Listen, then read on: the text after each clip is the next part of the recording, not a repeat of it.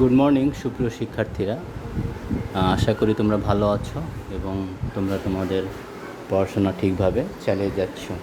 সুপ্রিয় শিক্ষার্থীরা, আজকেও তাপগতিবিদ্যা অধ্যায়ের উপর আরও একটি ক্লাস নিব।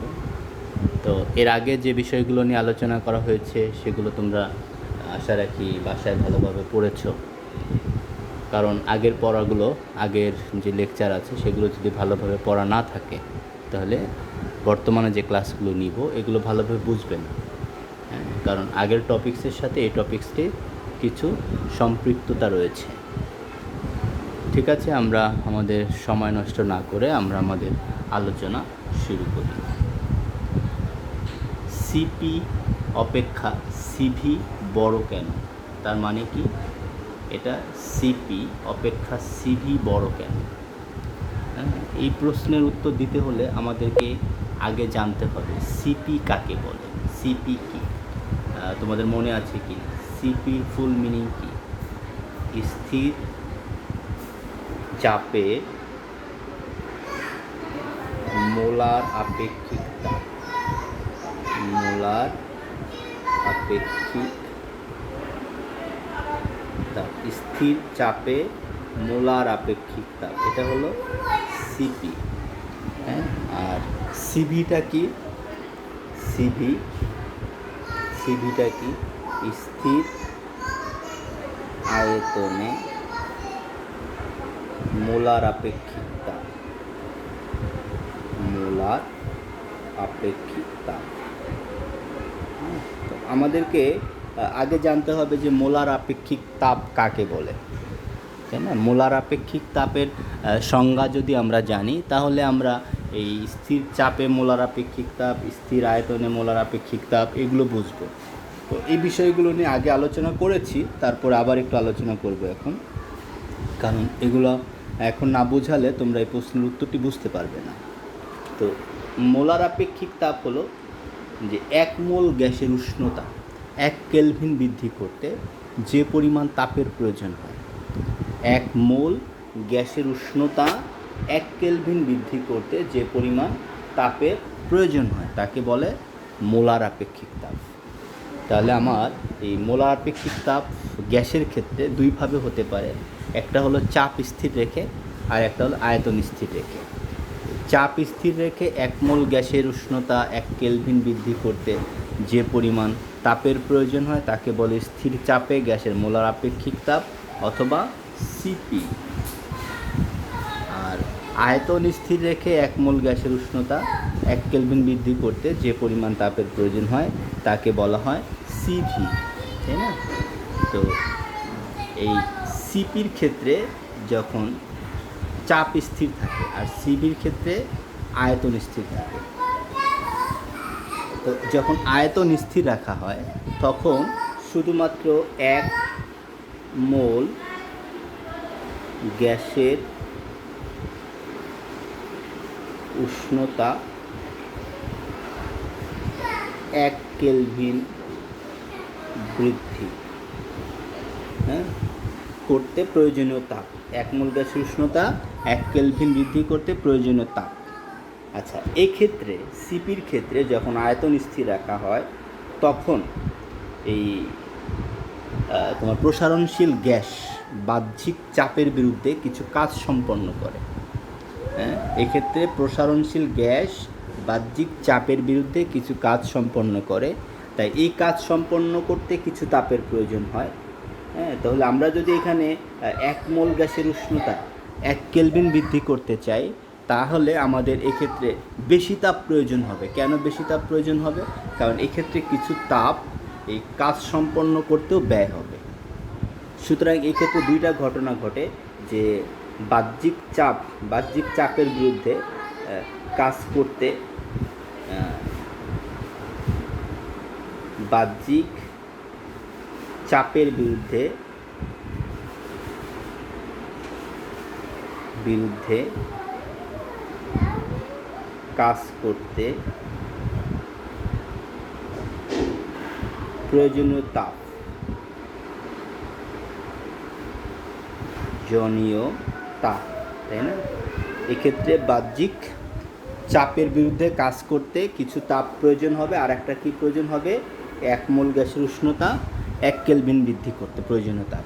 তাহলে সিপির ক্ষেত্রে 2 ক্ষেত্রেই আমার তাপের প্রয়োজন হয়, আর সিপির ক্ষেত্রে একটা ক্ষেত্রেই শুধু তাপের প্রয়োজন হয়, সেটা হলো 1 মোল গ্যাসের উষ্ণতা 1 কেলভিন বৃদ্ধি করতে প্রয়োজনীয় তাপ। সুতরাং আমরা এই আলোচনা থেকে সহজেই বুঝতে পারছি যে সিপির মান বেশি, সিবি থেকে সিপিটা বড়, কারণ সিপির ক্ষেত্রে বেশি তাপ লাগে।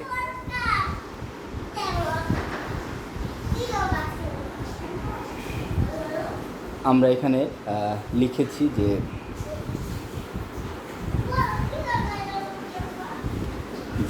স্থির চাপে মোলার আপেক্ষিক তাপ সবসময় স্থির আয়তনে গ্যাসের মোলার আপেক্ষিক তাপের চেয়ে বড়। তার মানে সিপি সিবি থেকে বড়। ধরা যাক 1 মোল গ্যাসের তাপমাত্রা 1 কেলভিন বাড়াতে হবে যখন কোনো গ্যাসকে প্রসারিত হতে না দিয়ে, অর্থাৎ এর আয়তন স্থির রেখে উত্তপ্ত করা হয়, তখন এর চাপ বাড়ে, ঠিক আছে। অর্থাৎ 1 মোল গ্যাসের উষ্ণতা 1 কেলভিন বৃদ্ধি করতে আয়তন স্থির রেখে যদি উত্তপ্ত করা হয় তখন এর চাপ বাড়ে। এক্ষেত্রে তাপমাত্রা বাড়ানোর জন্য কিছু পরিমাণ তাপের দরকার হয়, কিন্তু গ্যাসকে যদি উত্তপ্ত করা হয় তখন চাপ স্থির রেখে একে প্রসারিত হতে দেওয়া হয়, তখন এর যে শুধু তাপমাত্রা বাড়াবার জন্য তাপের প্রয়োজন হয় তা নয়। হ্যাঁ, এক্ষেত্রে কি বলা হয়েছে?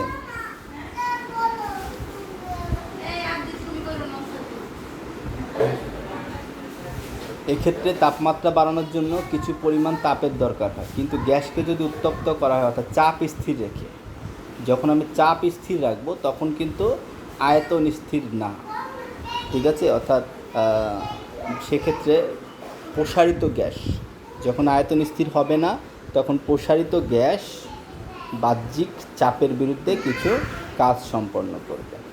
তাই এক্ষেত্রে শুধুমাত্র তাপমাত্রা বাড়ানোর জন্য যে তাপের প্রয়োজন হবে তা নয়, কাজ করতেও কিছু তাপের প্রয়োজন হবে। সুতরাং প্রসারণশীল গ্যাস বাহ্যিক চাপের বিরুদ্ধে কাজ করে, তার জন্য কিছু অতিরিক্ত তাপের প্রয়োজন হয়। সুতরাং চাপ স্থির রেখে 1 মোল গ্যাসের তাপমাত্রা 1 কেলভিন বাড়াতে যে পরিমাণ তাপ লাগে, আয়তন স্থির রেখে 1 মোল গ্যাসের তাপমাত্রা 1 কেলভিন বাড়াতে তার চেয়ে বেশি তাপ লাগে। তাহলে আমরা যেটা সার অংশ বুঝলাম, কি বুঝলাম সার অংশটা, যে সিপি হলো 1 মোল গ্যাসের তাপমাত্রা, সিপির ক্ষেত্রে বাহ্যিক চাপ, বাহ্যিক কাজ করতে প্রয়োজনীয় তাপ প্লাস 1 মোল গ্যাসের তাপমাত্রা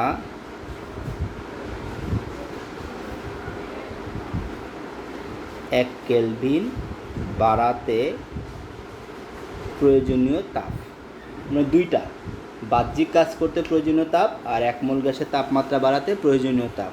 আর সিবির ক্ষেত্রে কি, শুধু 1 মোল গ্যাসের তাপমাত্রা বাড়াতে প্রয়োজনীয় তাপ। তাই সিপি সিবির চেয়ে বড়। আর একটা প্রমাণ আমরা দেখাতে পারি, যেটা আমি এখানে দেখাইনি, যে আমরা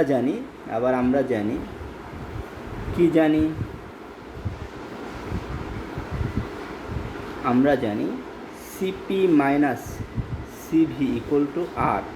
এখানে আর হলো সার্বজনীন গ্যাস ধ্রুবক, বা সিপি ইকুয়াল টু কে লেখা যায় আর প্লাস সিভি। তো এই সমীকরণ থেকে দেখা যায় যে সিপি গ্রেটার দেন সিভি,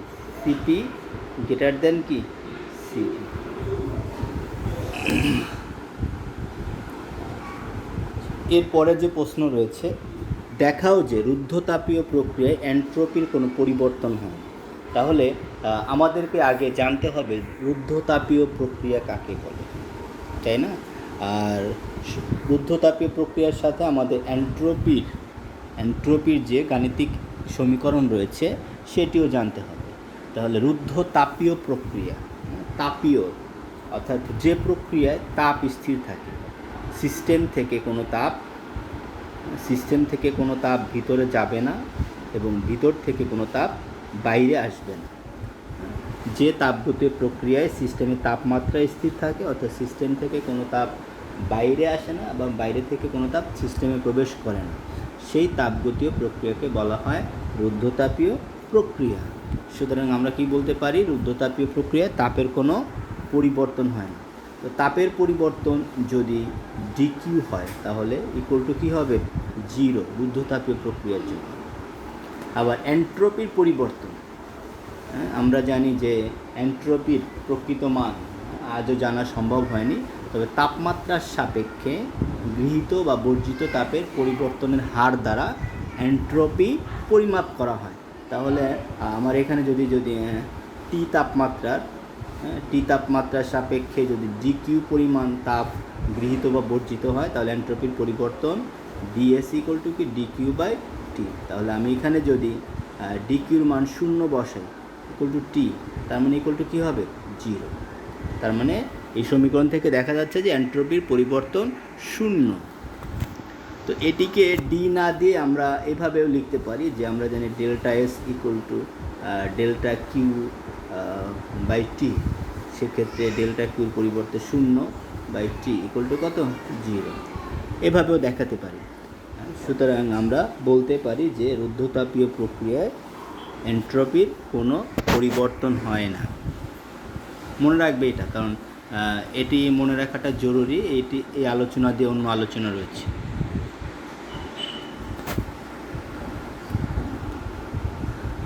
এখানে আমি যেটা আলোচনা করলাম সেটা এখানে স্লাইডে দেখিয়েছি। যেহেতু রুদ্ধতাপীয় প্রক্রিয়ায় কার্যনির্বাহী বস্তুর সাথে বাইরের তাপের কোনো আদান প্রদান হয় না, তাই ডিকিউ ইকুয়াল টু 0। সুতরাং এন্ট্রপির পরিবর্তন D S equal to D Q by T equal to 0, অর্থাৎ রুদ্ধতাপীয় প্রক্রিয়া এন্ট্রপির কোনো পরিবর্তন হয় না। প্রত্যাবর্তী প্রক্রিয়ায় এন্ট্রপির পরিবর্তন, প্রত্যাবর্তী প্রক্রিয়া, এটা খুবই সুন্দর একটা প্রশ্ন যে প্রত্যাবর্তী প্রক্রিয়ায় এন্ট্রপির পরিবর্তন। আচ্ছা, আমরা জানি যে কার্নোট চক্র একটা প্রত্যাবর্তী প্রক্রিয়া। সেটা কেমন হতে পারে কার্নোট চক্রটা, এ বি সি ডি। এখানে এই এবিটা হলো সমষ্ণ প্রসারণ, বিসিটা হলো রুদ্ধতাপীয় প্রসারণ, সিডি হলো কি সমষ্ণ সংকোচন, আর ডিএ হলো রুদ্ধতাপীয় সংকোচন। তাহলে এখানে 4টা ধাপ রয়েছে কার্নোট চক্রে। সেই 4টা ধাপের মধ্যে এবি হলো সমষ্ণ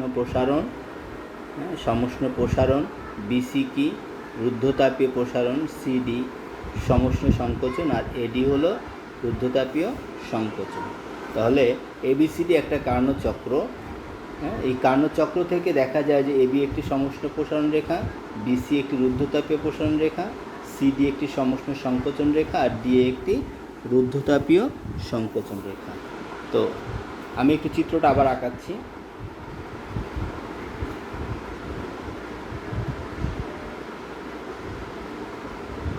এ B C D, T1 T2।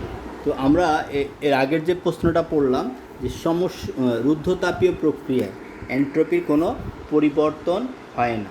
তাহলে এখানে রুদ্ধতাপীয় প্রক্রিয়া কোনটা, এটা হলো রুদ্ধতাপীয় প্রক্রিয়া, আর এটা হলো রুদ্ধতাপীয় প্রক্রিয়া, অর্থাৎ বিসি এর ক্ষেত্রে এন্ট্রপির পরিবর্তন 0, আর আরেকটা কি ডিএ এর ক্ষেত্রে এন্ট্রপির পরিবর্তন 0। তাহলে আমার কি থাকে, এ বি আর সিডি। তাহলে আমরা জানি যে এবির ক্ষেত্রে এন্ট্রপির পরিবর্তন, এ বি রেখা বরাবর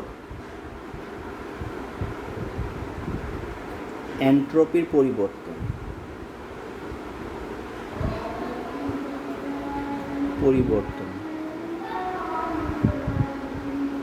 কি হবে, DS1 equal to Q1 by T1। AB রেখা বরাবর এন্ট্রপির পরিবর্তন DS1 ইকুয়াল টু কী হবে, Q1 বাই T1। আর একটা হলো কি A B BC CD, CD রেখা বরাবর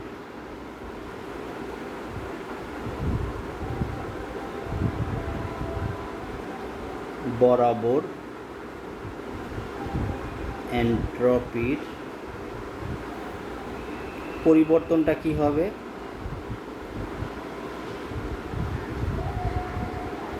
ds2 equal to minus Q2/T2।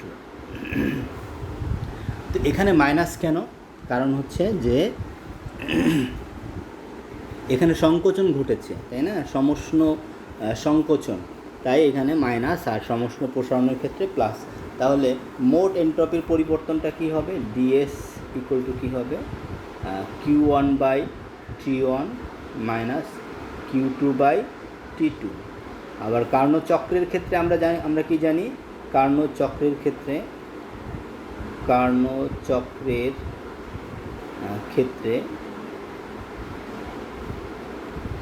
Q1/T1 equal to Q2/T2। তাহলে আমি যদি এখানে Q2/T2 পরিবর্তে এটা বসাই দিই, সুতরাং ds ইকুয়াল টু কী আসবে, Q1/T1 মাইনাস Q1/T1, তার মানে কত হলো, 0। ঠিক আছে, এই হলো কার্নোট চক্র এন্ট্রপির পরিবর্তন। তো আমি এখানে যে আলোচনাগুলো করলাম স্লাইডেও সেগুলোই লেখা আছে, জাস্ট তোমাদের একটু বুঝিয়ে দিলাম। তো এখানে এর পরের স্লাইডটা দেখি, একটা চিত্র আছে এখানে, এই চিত্রের মাধ্যমে এখানে 4টা চক্র, একটা চারটা চক্র, ABCD একটি কার্নোট চক্র। আচ্ছা, তো এখানে দেখো যে বিসি ও ডি এর ঊর্ধ্বতাপীয় রেখা বলে এখানে এন্ট্রপির মানে তাপের কোনো পরিবর্তন হয় না, আর এই কারণে কার্যনির্বাহী বস্তুর সাথে এন্ট্রপির কোনো পরিবর্তন হবে না। আবার এবি সমষ্ণ বরাবর এন্ট্রপির পরিবর্তন Q1/T1, আর সিডি সমষ্ণ রেখা বরাবর এন্ট্রপির পরিবর্তন Q2/T2। সুতরাং মোট এন্ট্রপির পরিবর্তন কী হবে, Q1/T1 ইকুয়াল টু Q2/T2, এখানে এটা। আর কার্নোট চক্রের ক্ষেত্রে আমরা জানি এটা মান বসাই দিলে হয়ে গেল। সুতরাং প্রত্যাবর্তী চক্রে বা প্রত্যাবর্তী প্রক্রিয়ায় এন্ট্রপি স্থির থাকে।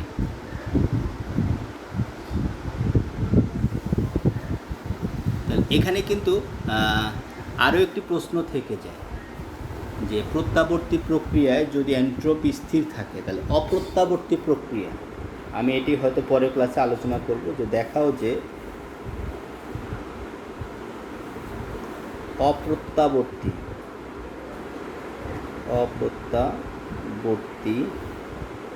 প্রক্রিয়ায় এন্ট্রপি বৃদ্ধি পায়। দেখাও যে অপ্রত্যাবর্তী প্রক্রিয়ায় এন্ট্রপি বৃদ্ধি পায়। ঠিক আছে, অর্থাৎ অপ্রত্যাবর্তী প্রক্রিয়ায় এন্ট্রপি স্থির থাকে না, বৃদ্ধি পায়। হ্যাঁ, তাহলে প্রত্যাবর্তী চক্রের ক্ষেত্রে যে আলোচনা, অপ্রত্যাবর্তী চক্রের ক্ষেত্রে কীভাবে আলোচনা করা যাবে, তো এটি নিয়ে হয়তো আমি সামনের ক্লাসে আলোচনা করব। আজকে যে বিষয়গুলো নিয়ে আলোচনা করেছি, তাই না, সেই বিষয়গুলো আগে ভালোভাবে শেখো। আর তোমরা যদি বই দেখলে এই প্রশ্নের উত্তর পেয়ে যাবে। তো এর পরের ক্লাস থেকে হয়তো কিছু অনুধাবনমূলক প্রশ্ন আলোচনা করে গাণিতিক যে সূত্রগুলো রয়েছে সেগুলো নিয়ে আলোচনা করব। তো তোমরা যে বিষয়গুলো আলোচনা করলাম এগুলো বাসায় দেখো। আর তোমাদের সামনে তো পরীক্ষা আবার হবে, তাই না, তোমরা তো অর্ধবার্ষিকী পরীক্ষা দিয়েছো, সেকেন্ড ইয়ার ওঠার জন্য আরেকটি পরীক্ষা তোমাদেরকে দিতে হবে, সেই পরীক্ষাটিও খুব তাড়াতাড়ি শুরু হয়ে যাবে। তো ঠিক আছে সুপ্রিয় শিক্ষার্থী বন্ধুরা, তোমরা ভালো থাকো, সুস্থ থাকো এবং তোমরা তোমাদের পড়াশোনা চালিয়ে যাও। ধন্যবাদ।